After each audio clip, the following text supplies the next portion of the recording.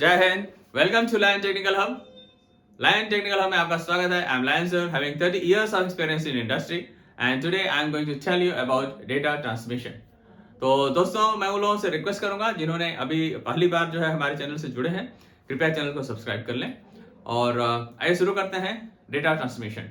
Data transmission basically आपका control system में use होता है और ये बहुत जरूरी इसलिए है क्योंकि आपने देखा होगा कि अक्सर हम जब बात करें कि कंट्रोल सिस्टम या हम किसी शिप की बात करें, जहां पर आपने देखा होगा शिप एक बड़ा सा ऑर्गेनाइजेशन होता है, बट जो कैप्टन है वो ब्रिज में ऊपर बैठते हैं और आपका जो मोटर वगैरह या कह सकते हैं आपकी जो जनरेटर्स हैं या डीजी सेट्स वगैरह हैं या इंजन्स हैं, ये आपके जो है काफी नीचे और रिमोट प्लेसेस पे होते हैं। तो उनको जो है इनके ऑर्डर्स कैसे वहां पता चले, तो कौन कौन से मेथड है, कैसे वो यूज करते हैं, वो सब सारी चीजें हम यहाँ पर जानेंगे। और दूसरी जगह आप बोल सकते हैं कि ऑर्गेनाइजेशन की अगर हम बात करें, किसी कंपनीज की बात करें, तो वहां पर हम जो है एक दूसरे से कैसे कम्युनिकेट करते हैं या हमारा कंट्रोल सिस्टम कैसे कम्युनिकेट करता है, इन सब सारी बातों के बारे में हम जानेंगे। तो आइए हम देखते हैं इसके मेथड्स क्या हैं।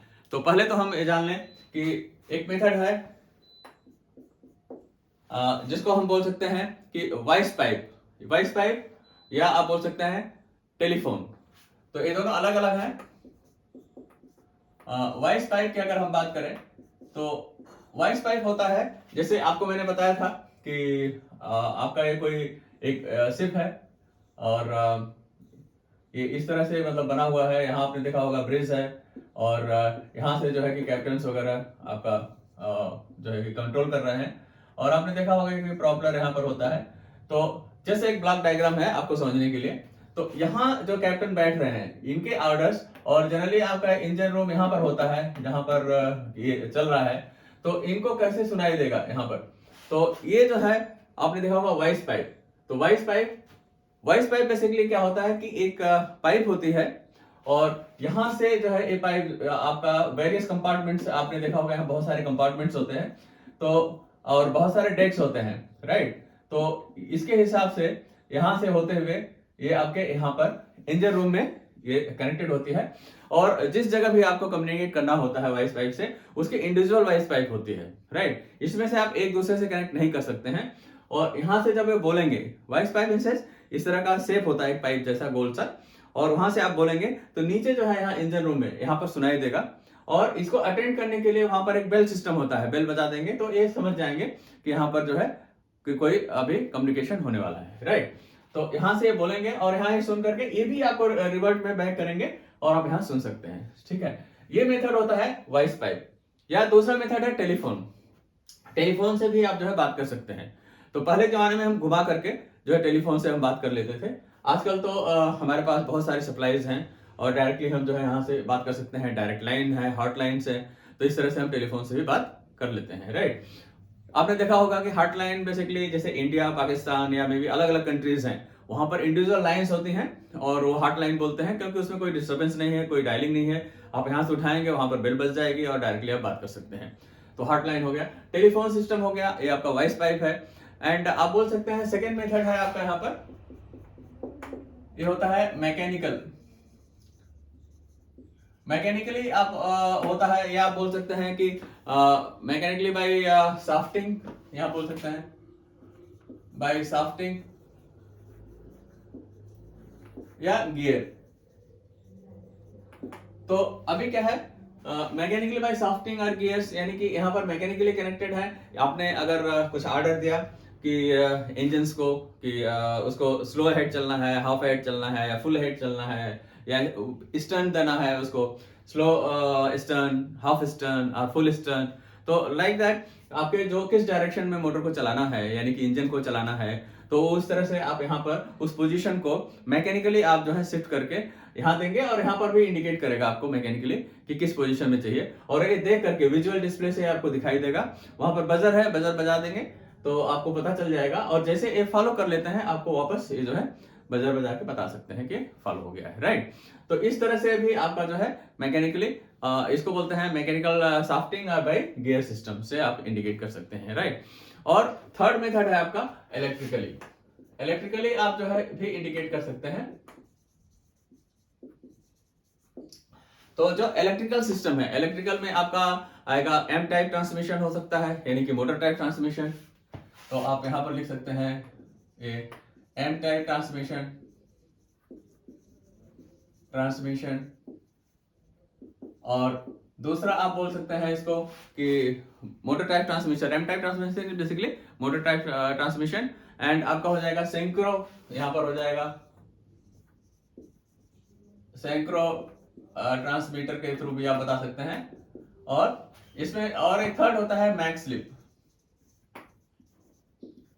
तो इलेक्ट्रिकल में आपके 3 मेथड हैं जिससे आप जो है इंडिकेट कर सकते हैं, राइट। तो यहां पर आपका है एम टाइप यानी मोटर टाइप ट्रांसमिशन। अब हम इसकी बात कर लेते हैं कि एम टाइप ट्रांसमिशन जो होता है यानी कि मोटर टाइप ट्रांसमिशन। तो मोटर टाइप ट्रांसमिशन में आपका जो हम मोटर यूज करते हैं उसमें आपका होता है नंबर 1 12 स्टेप का होता है। 12 स्टेप यानी कि एक रिवोल्यूशन में, यानी कि एक रिवोल्यूशन लेने में ये मोटर को एक रिवोल्यूशन में यहाँ पर 12 स्टेप्स होंगे, राइट। ये आपके हैं 12 स्टेप्स। और ये 12 स्टेप मानो कि एक स्टेप यहां से यहां तक का जो स्टेप अगर आपका हुआ तो ये होता है आपका इंडिकेट करता है 30 डिग्री, यानी कि हर एक स्टेप में जो है 30 डिग्री शिफ्ट होगा। और ये टोटल आपको पता है कि ये हो जाएगा 360 डिग्री। तो आप अगर इसका वैल्यू निकालना चाहेंगे स्टेप का तो टोटल जो है 360 अपॉन आप 12 कर देंगे, यहाँ पर 12 कर देंगे तो ये हो जाएगा 30 डिग्री। ये आपका एक स्टेप में यानी 30 डिग्री शिफ्ट होगा। तो ये आपका है 12 स्टेप्स, राइट। और इसमें क्या होता है कि जो हम यूज करते हैं इसके मैग्नेट यूज किया आपने इस तरह से। तो इसमें क्या होता है कि ये 2 पोल हैं, नॉर्थ एंड साउथ। तो ये जो अलाइनमेंट होता है इसके 2 पोजीशंस हैं, यानी कि ये ऊपर अलाइन हो सकता है या रिवर्स में नीचे अलाइन हो सकता है, यानी कि 2 पोजीशन है इसकी। अलाइनमेंट पोजीशन है इसकी 2 है, यानी कि 12 स्टेप की हम बात करेंगे तो यहां पर हो जाएगा 30 डिग्री एंगल। और सेकंड हम बोल सकते हैं इसको 24 स्टेप। 24 स्टेप में हम ले सकते हैं इसको 15 डिग्री एंगल। और थर्ड होता है इसका 36 डिग्री, राइट। तो हो जाएगा 36 स्टेप्स या इसको हो जाएगा 10 डिग्री।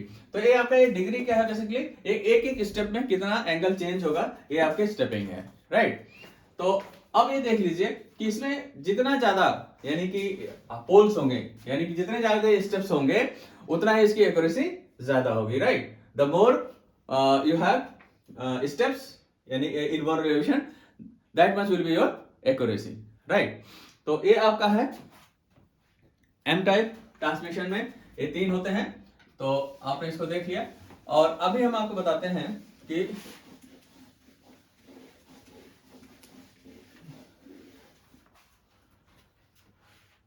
ये आपका है जो मैं बात कर रहा था कि ये जो वाइंडिंग है ये आपकी वाइंडिंग है।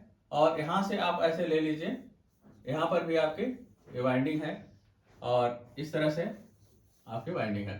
तो ये आपको बोल सकते हैं लाइन 1, ये हो जाएगा लाइन 2 और ये हो जाएगा लाइन 3। तो यहां पर आप देखेंगे ये 120 डिग्री जो है 120 डिग्री अपार्ट होता है, लाइन 1, लाइन 2, लाइन 3। और इसमें जो अलाइनमेंट हम करते हैं अगर हम इसकी बात करें यहां पर, तो इसका जो अलाइनमेंट होता है अगर हम इसको करें तो ये 12 स्टेप में इसका 2 अलाइनमेंट होता है, यानी कि 2 पोजीशन पे। और 24 स्टेप में 4 अलाइनमेंट होता है। अगर हम इसकी पोजीशन देखें अलाइनमेंट पोजीशन, तो 12 स्टेप की बात करें तो 2 पोजीशंस होती है अलाइनमेंट की, राइट। और 24 स्टेप की अगर हम बात करें तो यहां पर 4 पोजीशन होती है, राइट। एवरी आफ्टर 6 पोल ये आपका अलाइनमेंट पोजीशन हो जाती है, ठीक है। या आप ऐसा बोल सकते हैं कि जैसे ही 6 स्टेप ये क्रॉस करेगा तो ये जो है आपकी पोलैरिटी आपके रिवर्स हो जाएगी, बाकी सब सेम होता है, राइट। और 36 स्टेप की अगर हम बात करें तो यहां पर हो जाएगा 6 पोजीशन होता है अलाइनमेंट्स के। तो अभी आप देख सकते हैं कि अलाइनमेंट जरूरी क्यों है, क्योंकि इनिशियली जब हम सिस्टम को इनिशियलाइज करते हैं यानी ऑन करते हैं तो अगर आपने ध्यान नहीं दिया तो कहीं भी अलाइन हो जाएगा वो। तो उसके बाद में वो वहां से आपको फॉलो करेगा। इसलिए ये बहुत ही जरूरी है कि इनिशियल पोजीशन में आपको अलाइनमेंट करना बहुत जरूरी है, यानी कि ये प्रॉपर अलाइंड हो, राइट। अच्छा, अब आप देख सकते हैं क्रिटिकल स्पीड। क्रिटिकल स्पीड क्या होता है? क्रिटिकल स्पीड है आपका, यानी कि जो स्टेपिंग होता है, जो चेंज होता है स्टेप, और बहुत ही रैपिडली अगर आपका स्टेपिंग चेंज हो तो आप देखेंगे कि एक लिमिट है, यानी कि maximum in which it can follow, यानी कि जो आपका स्टेपिंग है अगर ये उससे ज्यादा आप करेंगे तो फॉलो नहीं कर पाएगा। यानी आप बोल सकते हैं maximum speed on which receiver repeater is able to follow, and beyond that if it is not following, that is the only critical speed. When it get detached, right, or you can say mismatch, that is the critical speed. यानी critical speed वो speed है जहां तक ये follow कर पा रहा है और उसके बियॉन्ड में फॉलो नहीं कर पाता है, वही स्पीड है इसकी क्रिटिकल स्पीड, राइट, जब ये डिटैच हो जाता है। अंडरस्टूड। अब इसके एडवांटेज क्या है? अगर हम एडवांटेज की बात करें तो यह है सिंपल इन कंस्ट्रक्शन है, राइट, और इसकी सप्लाई 24 वोल्ट है जो कि इसलिए हम इसको दे पाते हैं, and it can drive very light load, mechanical you can say कि बहुत ही लाइट लोड को जो है मैकेनिकली ड्राइव कर सकता है। एंड इसके डिसएडवांटेज क्या है कि ये जर्की इन ऑपरेशन है, यानी कि ये जर्क के साथ चलता है और इसमें सेल्फ अलाइनमेंट नहीं है। अगर ये मिसमैच हो गया तो सेल्फ अलाइन नहीं होता, आपको अलाइन करना पड़ता है, ये इसकी एडवांटेज है। And can not be used in automatic operation, ये ऑटोमेटिक ऑपरेशन में आप इसको यूज नहीं कर सकते हैं, राइट। और ये सारे इसके बेनिफिट्स हैं जैसा मैंने बताया, और इसके डिसएडवांटेज है। तो मैं उम्मीद करता हूं कि ये आपको जो है हमारा वीडियो समझ में आया होगा, और अगर आपको अच्छा लगा तो आप लाइक कर दें, दोस्तों को शेयर कर दें, और चैनल को सब्सक्राइब अवश्य कर लें, क्योंकि इस तरह के जो है मैं टेक्निकल वीडियोस आपको बनाता रहता हूं और आप इसका डायरेक्टली फायदा उठा सकें। मिलते हैं अगले वीडियो में। जय हिंद।